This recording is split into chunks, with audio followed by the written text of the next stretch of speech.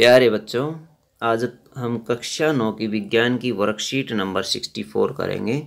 आज का टॉपिक है बच्चों रासायनिक सूत्र। ज्ञान पूछता है जिज्ञासा से हम किसी रासायनिक यौगिकों के रासायनिक सूत्र किस प्रकार लिख सकते हैं। किसी रसायन के अथवा यौगिकों के रासायनिक सूत्र किस प्रकार लिखते हैं। जिज्ञासा बताते ज्ञान किसी यौगिक का रासायनिक सूत्र उसके संघटकों का प्रतीकात्मक निरूपण होता है। इसे लिखने के लिए हमें उसके संघटकों के प्रतीक और संयोजकता जाननी आवश्यक होती है। एक रासायनिक सूत्र हमें उसमें उपस्थित तत्वों के साथ उन तत्वों के परमाणु और आयनों की संख्या भी बताता है। बच्चों, आइए हम जानते हैं कि रासायनिक सूत्र को किस प्रकार लिखा जाता है।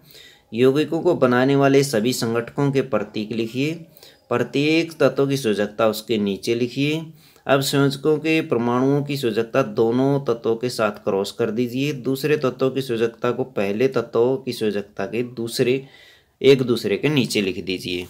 तो कैसे लिखते हैं, जैसे हाइड्रोजन सल्फाइड का सूत्र हमें लिखना है। हाइड्रोजन के लिए H, सल्फाइड के लिए अथवा सल्फर के लिए S प्रतीक हम ले लेते हैं।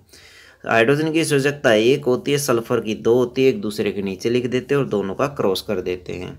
क्रॉस करने पर हमें H2 लिख देते हैं। H के नीचे, S के नीचे 1 आ जाएगा, तो इसको हम लिखेंगे ऐसे H2S फॉर्मूला बन जाएगा। इसी तरह से हम फॉर्मूला बनाएंगे बच्चों CO2 का। कार्बन डाइऑक्साइड, कार्बन के लिए C और ऑक्सीजन के लिए O। कार्बन की संयोजकता 4, ऑक्सीजन की 2 होती है। क्रॉस करने पर बच्चों CO2 में मिलेगा C2O4 मिलेगा। 2 से डिवाइड करने पर हम CO2 प्राप्त कर सकते हैं। हाइड्रोजन क्लोराइड के लिए सूत्र H और Cl लिख लेते। दोनों की संयोजकता 1 होती है। क्रॉस करने पर दोनों के नीचे 1 आएगा, इसलिए हम डायरेक्ट HCl ही लिखेंगे। तो अन्य आप कर सकते हैं। इसमें रासायनिक सूत्र लिखने के नियम होते हैं। कुछ आयनों की संयोजकताएं और आवेश हमेशा संतुलित होने चाहिए। धातु का प्रतीक हमेशा पहले लिखा जाता है अथवा बाईं तरफ लिखा जाता है। जैसे आप देख सकते हैं इसमें Mg, मैग्नीशियम जो है वो धातु है, इसलिए इसका प्रतीक हमेशा पहले लिखा हुआ है। बहुपरमाणु आयनों के उपस्थिति होने पर उन्हें कोष्टक में लिखा जाता है और उनकी संयोजकता उनके नीचे लिख देते हैं। जैसे बहुपरमाणु का आयन यहाँ देख सकते हैं आप OH, Mg और OH है, इसको ब्रैकेट में लिख करके इसकी संयोजकता को नीचे लिख दिया गया। क्रॉस करने पर 2 OH के नीचे चला जाएगा। तो ये इसके जो फॉर्मूले आप ये देख सकते हैं बहुपरमाणु आयन वाले।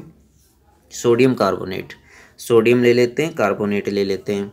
सोडियम की संयोजकता है कार्बोनेट की 2 होती है। क्रॉस करने पर 2 नीचे चला जाएगा Na के और 1 नीचे चला जाएगा CO3 के, इसलिए फॉर्मूला बन जाएगा Na2CO3।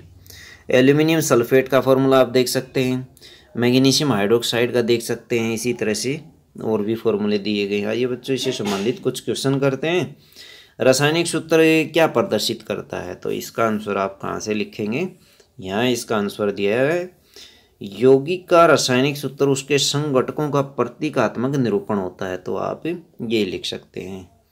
उसके बाद क्वेश्चन नंबर 2 देखिए बच्चों, निम्न के रासायनिक सूत्र बनाइए। कैल्शियम क्लोराइड का सूत्र बनाइए, CaCl2 कैल्शियम क्लोराइड होता है। और मैग्नीशियम कार्बोनेट का सूत्र बनाइए, मैग्नीशियम कार्बोनेट MgCO3 होता है, तो आप ये बना सकते हैं। जल का H2O होता है। एल्यूमिनियम क्लोराइड का AlCl3 होता है, तो ये बना सकते हैं आप इस तरह से। निम्न तत्वों से बनने वाले रसायनों के सूत्र लिखिए। नाइट्रोजन और हाइड्रोजन से अमोनिया बनती है, NH3 अमोनिया का सूत्र होता है।